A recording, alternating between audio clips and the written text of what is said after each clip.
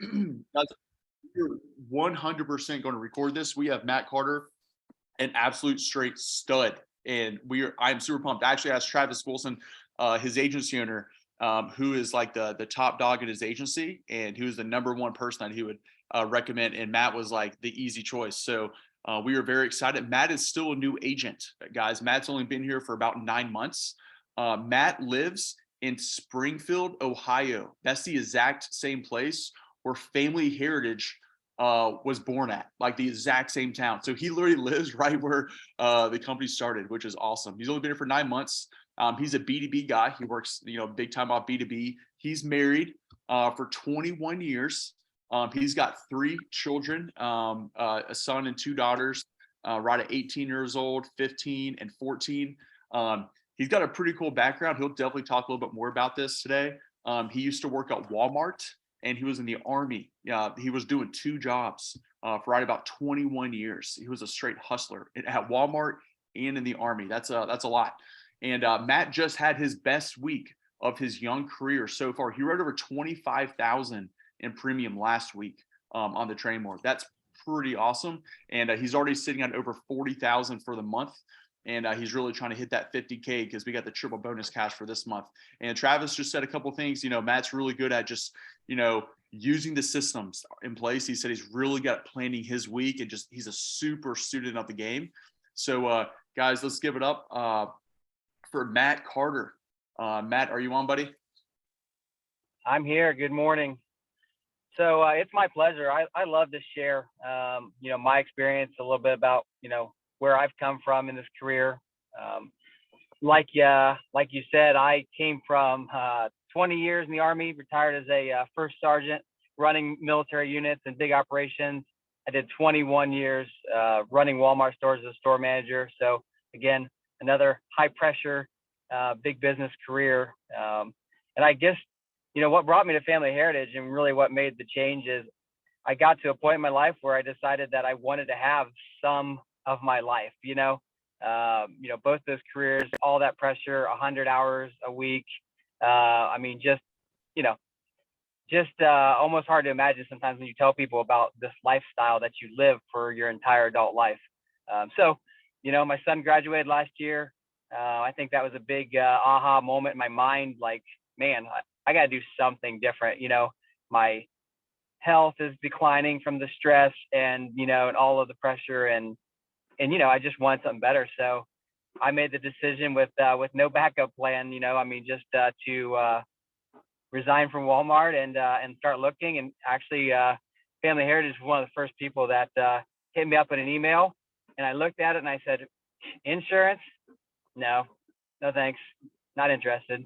And over the course of a couple weeks, had some conversations, and really it was Travis who kind of just really had a long conversation about what I wanted, what this really could do, and it was that culture, and you could just feel it in every person you talk to in the Family Heritage team, about helping you be successful in life and in your career. And so I just felt like, why not? Why not bet on myself and all my life skills and go after something that can be what I want it to be, and I can go as fast and as hard as I want to. So that's my story as far as why I came. My habits, my efforts, I'm a worker. I love to work. I'm sitting in my truck. It's rainy, it's foggy, it's 8 a.m., and I'm in the field already. And I don't have an enrollment till 11 set up, but that doesn't matter to me. I believe that you go to work every day. You get up at, the same time, you get out of the house. If you have enrollments, great. I like to fill my schedule up 1 to usually 2 weeks in advance. And then in between those enrollments, I just prospect, or I go follow up with a business where maybe I got 3/4 of the employees taken care of, but there were some that weren't there. So I'll go back and I'll pop in and say, hey, just want to see how everybody's doing. Want to see if there's anybody new that I didn't catch up with last week, the week before, et cetera. So everything's about building relationships in our work and then getting the work time. So I always share that. Number one is just get the work time in, set your schedule, go to work. It's amazing what you make off of happenstance demos. I tell that to people all the time. Enrollment might go pretty good. It may not. but you pop into just a random garage or small business, and and all of a sudden you just wrote a builder's week, just because you did. And then and that proves itself over and over again. So the activity is key. I have, I'm at my best weeks so far last week, knocking on the door of my best month here. And yeah, number 3rd in the country right now in the first 3 weeks. It's incredible. And I'm not doing anything different than I've done the entire 9 months I've been here, except go to work, be genuine, and get the demos in every single week. So that's my big takeaway. I think when I tell people about how I make things work, how I do it, is I believe in it. I stay positive. I push myself past frustration. I just go someplace else and talk to somebody. Because it's amazing, a relationship you started 3 months ago, that you go back and check on, and then all of a sudden that relationship turns into, a big partnership and a bigger business, and something that, maybe you didn't think you were going to get into, but just by being persistent and patient, everything revolves. Our career is a marathon. It's not a sprint. There are days when, yeah, it's awesome, right? You write 7, 8, 9K in a day. Those are amazing days, right? But that's not the norm. The norm is pushing yourself, doing the demos, building the activity, and then that is what ultimately leads to protecting families and sales. So that's my habits, my efforts. And then on the technical side, I've really been focused recently on a couple of things. One is I've really been focused on selling more than one policy. When I first started, for several months, if they said they liked that accident plan, I sold it and I moved on, but now I really take that time to talk about that front splash page and their family history and who they are and what concerns them.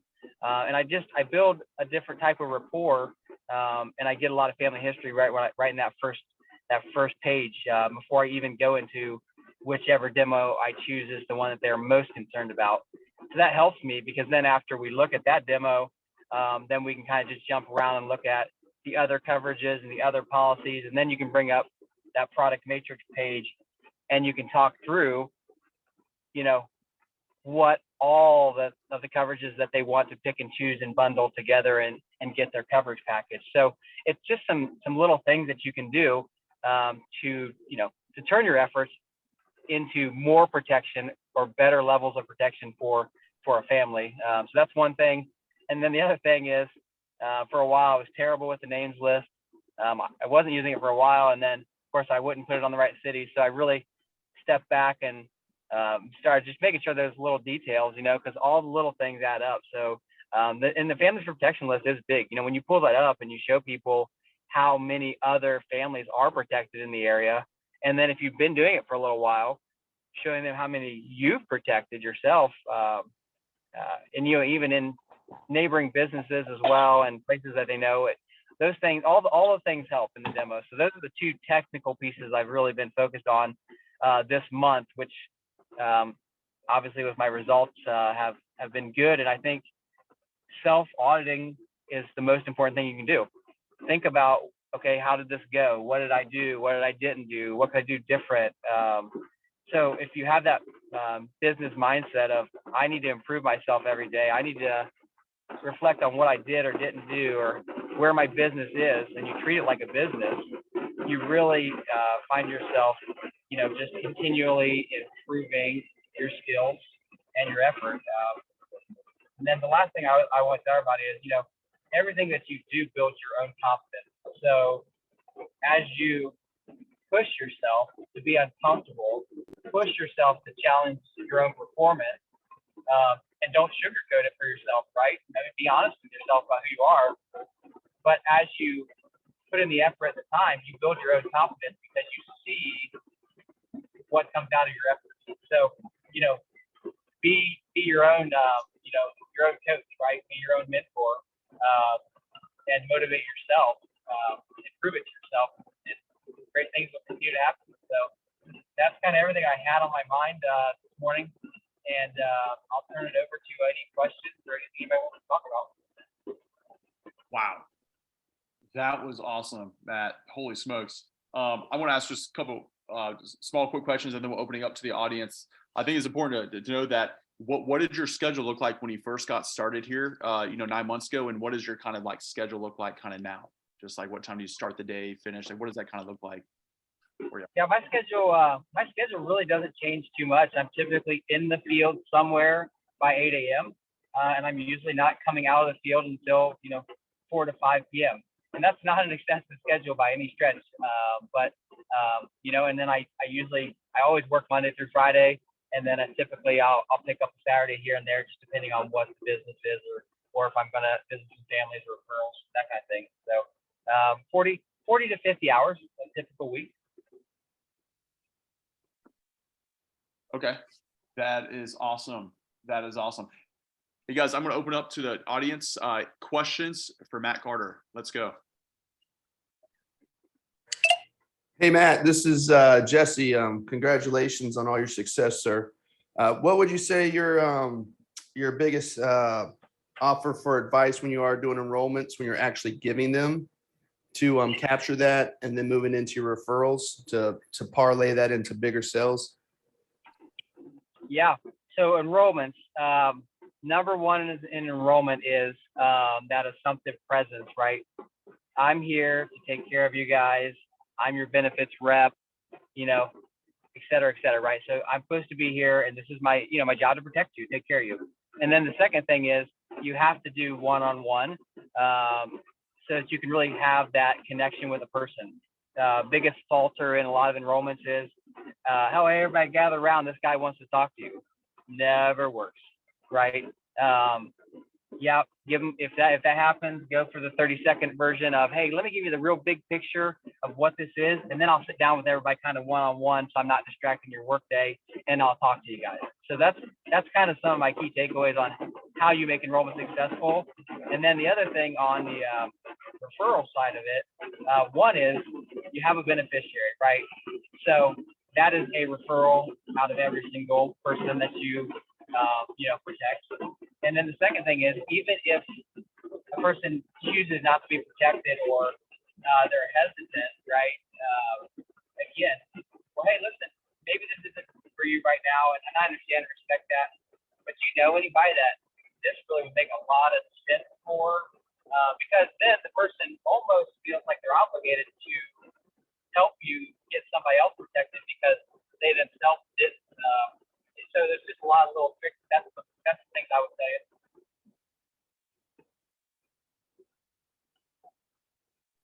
Thank you, sir. Appreciate that, Mike. Any other questions or comments for old Matt? Number 3. Matt, this is Zach. Hey, it sounds like you got a lot of things dialed in, but if you could go back to your first month, what would be something that you would really work on and nail down, whether it be the approach, demonstration, or just some other aspect of the business? What would you have focused on more? Yeah, my first month, man, it was rough. I think the biggest thing I tell myself when you're looking back is slow down, right? Take your time with a person, because that's the biggest thing for me, self-reflecting, being nervous, rushing through that demo, you just don't make a connection with people. They're not comfortable with you because you're nervous and you're rushing it. So if you can push past the nerves, take a deep breath, pause, and just really take the right amount of time to connect to a person on the demos, that would have probably accelerated my business even faster if I would have, caught on to that, in the first couple of weeks. Awesome. Thanks, Matt.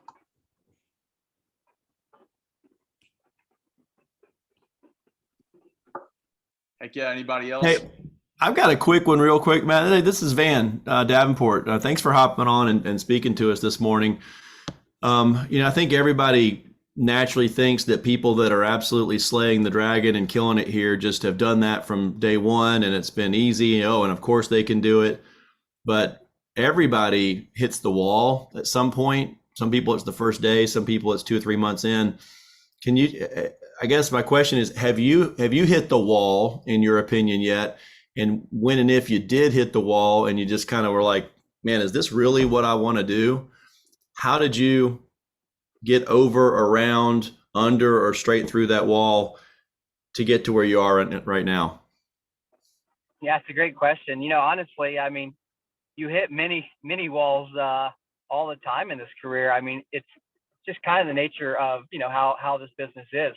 So for me, I think early on, when I first started, friends and family, and then those first demos and those first weeks, and just getting really anxious, I guess, about, man, can I do this?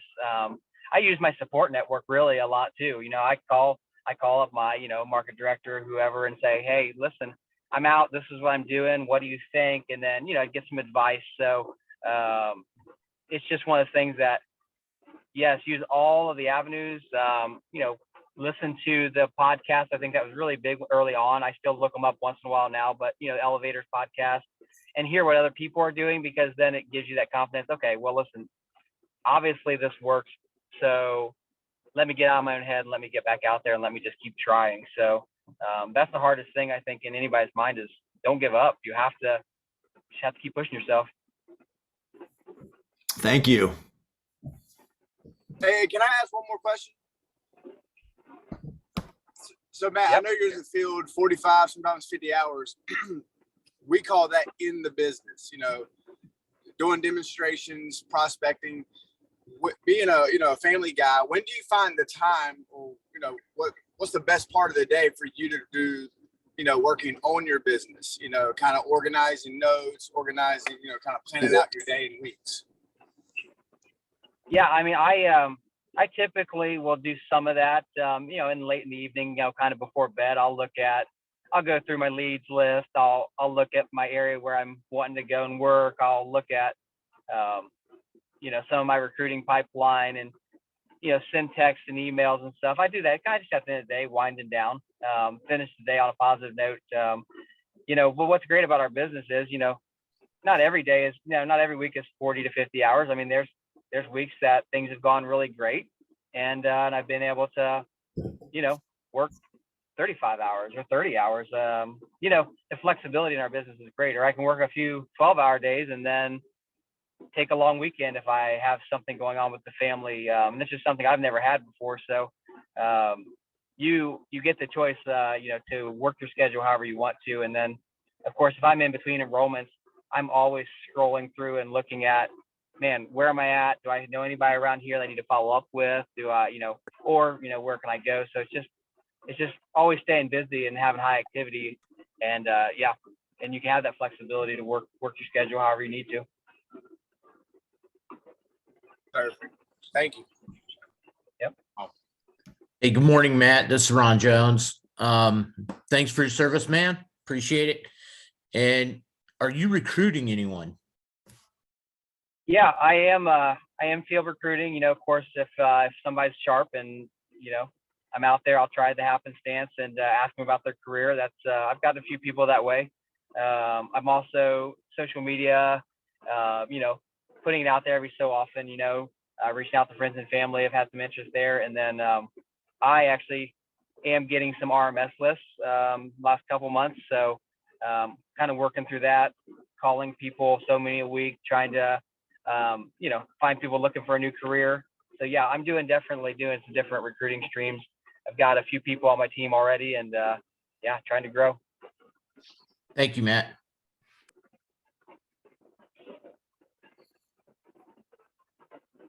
Boom. Holy smokes, Matt. That was awesome, man. I really do appreciate your time today. I got so many pages of notes. Wow. And just your business owner mindset. You've been a business owner since day one here, and that your results are because the effort that you've been putting in, consistent, always being busy, 40 to 50 hours a week in the field by 8, done at 5, just planning your week. I can just tell your professionalism. You're planning your weeks, planning your days in advance. And in between the businesses you're working with, you're doing also some cold calling, setting up future. You're always having a full pipeline and just doing the job the right way, man. Yeah, I can see why you're just getting better and better and better. So I'm excited to meet you in person here soon, and I know we all are at the next incentive trip. Guys, let's give Matt Carter a round of applause. Nice job, Matt. Thanks, guys. Appreciate it. Heck yeah, guys. So we're going to go ahead and wrap up today's call, guys. It is Thirsty Thursday, best day of the week, baby. Let's go. Thursday, we are both agencies. What's really cool is both agencies right now